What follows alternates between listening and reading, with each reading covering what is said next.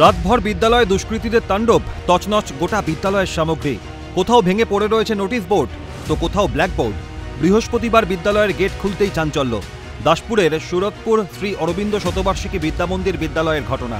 রাতের অন্ধকারে দুষ্কৃতীরা তাণ্ডব চালিয়েছে, এমনটাই মনে করছেন স্কুল শিক্ষকরা। কিছু দূর আসার পরে দেখলাম চারদিকে সব ভাঙা ভুঙি পড়ে রয়েছে। আমাদের বাথরুমের যে সমস্ত ইনস্ট্রুমেন্ট সেগুলো চারধারে ভাঙা পড়ে রয়েছে। কে ভেঙে যায় না, কোনো দুষ্কৃতীদের কাজ হতে পারে। তবে স্থানীয় মারফত একটু খোঁজ নিয়ে জানতে পারলাম যে কাল নাকি একটা রাত পর্যন্ত এখানে ফিস্ট হয়েছে। বৃহস্পতিবারের দুপুরে বিদ্যালয়ের পরিস্থিতি সরেজমিনে খতিয়ে দেখতে হাজির হন দাসপুর থানার ওসি অমিত মুখোপাধ্যায়। স্কুলে বাড়তি নিরাপত্তার দাবি জানানো হয়েছে স্কুল কর্তৃপক্ষের তরফে। এবার আমরা স্থানীয় প্রশাসনের সঙ্গে যোগাযোগ করেছি, তাদের বিষয়টা অবগত করেছি।